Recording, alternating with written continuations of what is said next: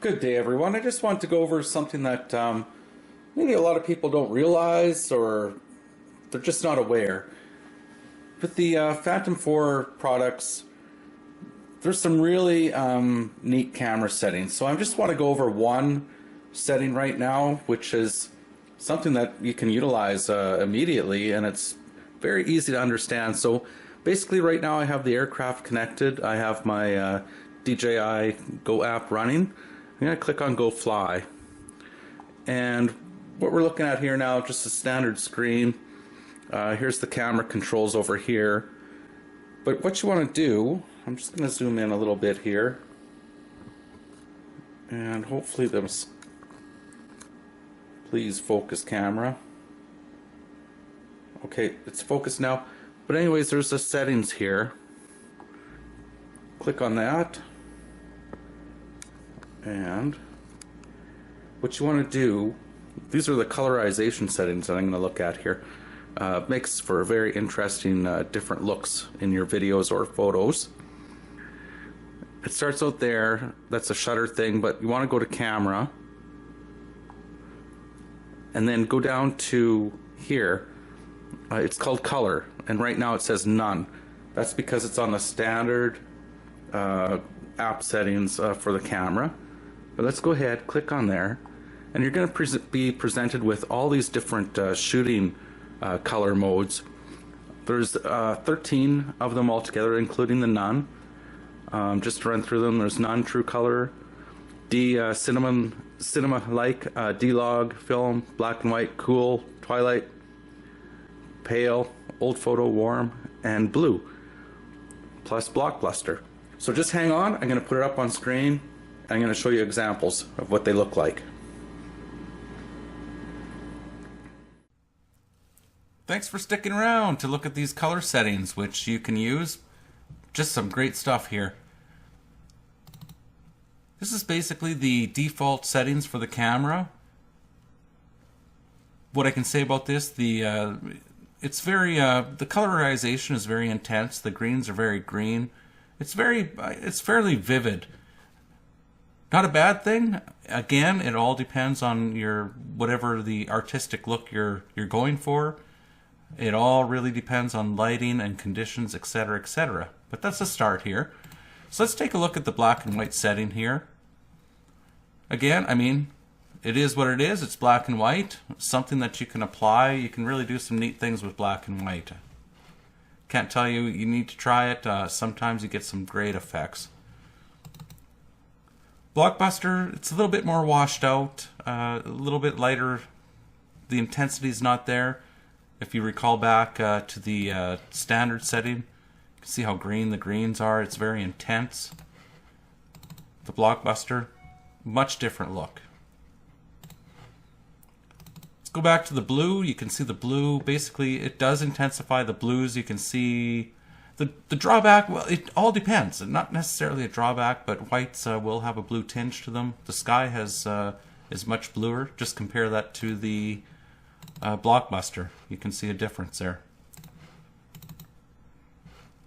Big difference.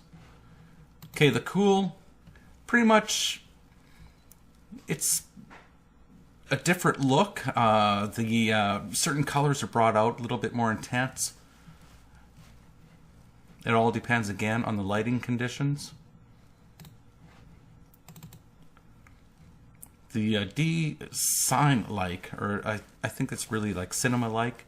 This is really a representation that I believe is fairly close to how things look in real life. Now the D-Log is a very different look. It's very washed out, lighter, softer, has many different applications. Film is the colors are intense, or they really jump out at you. It's really saturated look. Something that comes in very handy. I mean, all of these different things have a purpose. There's not one that's better or not as good as the other. They all have a purpose. Here's the old photo. what's the right term for this? I think it's like a sort of like a monochrome look. There's some colorization, but it's sort of like it's old photo look. It's not really color, but it is color. Can do some amazing shots with this. Pale, well, it is what it is. It's very similar to some of the other settings. The pale actually does look kind of like close to the, lifelike through your eyes. Some subtle differences in there. True color is what it is. It's true color. I think it represents it. It reasonably represents what a person sees. Twilight. Now this is an interesting setting.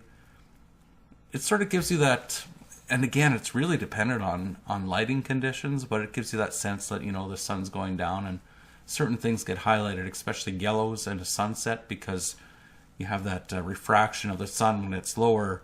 It naturally creates a yellow tinge, so there's a bit of more of a yellowish tinge to it. And warm, which is, it's pretty standard looking. Nothing really looks unusual here. It's kind of like close to true life. So just a little quick note here on the standard none setting. Again, this is it's not detrimental, but it is very intense, and sometimes you don't always want that intensity. But it's a nice looking picture also.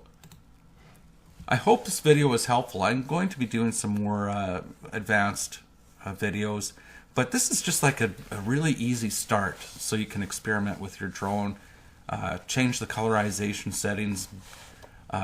Once you change the colorization settings, it applies to both still images and video. So go for it. Do some tests. Check things out. I hope you liked the video. Please like and most importantly subscribe to my videos. And if you want to see further videos and be notified, please click on the notifications bell.